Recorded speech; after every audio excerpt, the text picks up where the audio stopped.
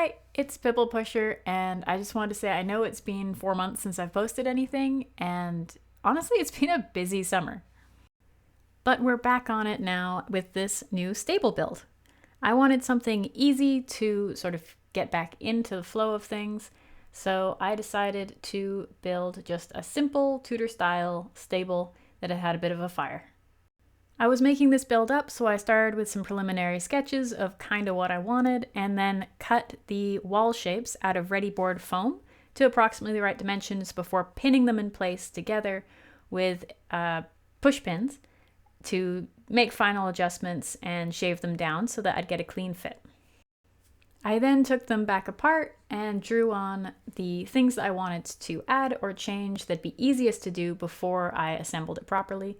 We added some stone texture with aluminum foil, drew in a brick pattern with ballpoint pen, making sure to press pretty deep so that you got a good impression, and then I used these thin strips of XPS foam textured with a comb to work out the kind of Tudor style wooden strips and give them a little bit more depth.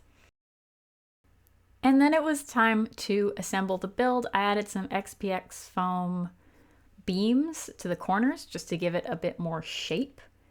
And I eventually started working on the roof. The roof was a lot of guesswork, a lot of trial and error, but eventually I found the angle and got the cut right so that the seam wasn't too ugly.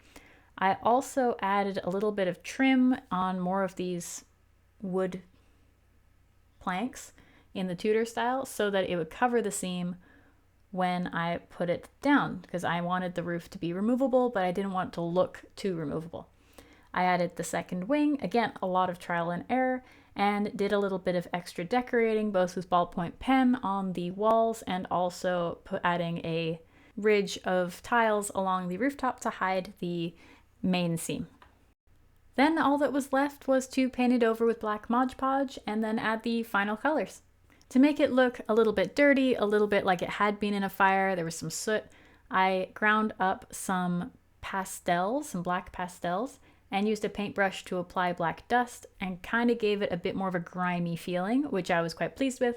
I added a couple of stalls and a little hayloft on the inside, and I'm super happy with how it turned out. I hope you like this build. Thank you so much for watching. Take care, and until next time, happy crafting.